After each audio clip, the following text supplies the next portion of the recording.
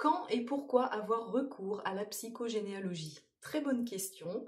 Il y a beaucoup de personnes qui ne connaissent pas la psychogénéalogie.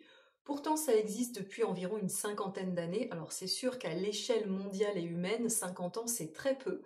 Néanmoins, la psychogénéalogie, elle a quand même été mise en lumière dans les années 70 par Anne-Ancelin Schutzenberger. Et pourquoi vous pouvez utiliser la psychogénéalogie? Déjà pour explorer votre histoire familiale, comprendre votre héritage et comprendre comment ça vous impacte au quotidien et quelles mémoires transgénérationnelles sont actives chez vous. Ça, c'est la première chose. Vous pouvez tout à fait choisir de faire de la psychogénéalogie pour explorer, décortiquer votre histoire familiale.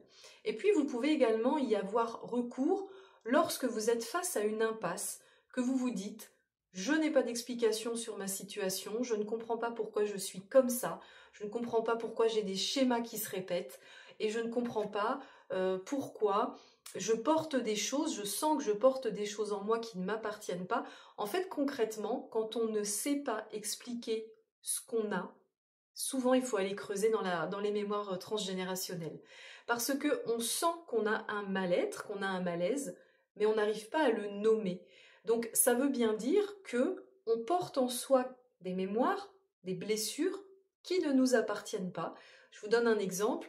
Vous pouvez tout à fait être en lien avec un ancêtre qui s'est noyé.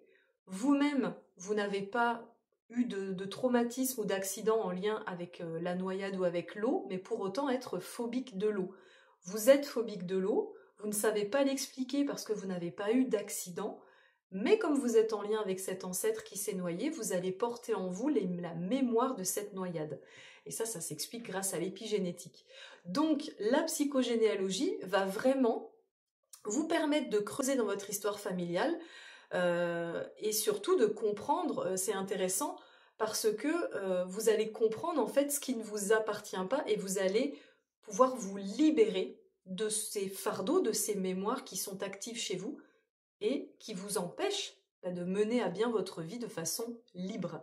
Donc si jamais ça résonne en vous, ce que je suis en train de vous dire, si vous êtes intéressé pour creuser dans votre histoire familiale, si vous avez besoin d'avoir des réponses concrètes et factuelles à vos problématiques, mais n'hésitez pas à me contacter si ça vous appelle.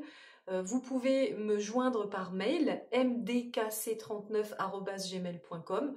Moi, je propose des consultations en présentiel en Vendée, mais également en visio. Et puis, je serai très heureuse de pouvoir justement vous accompagner dans l'exploration, dans la compréhension de ce qui se joue pour vous. Si vous avez besoin de questions sur les accompagnements que je propose, n'hésitez pas à m'envoyer un mail, je reste à votre écoute.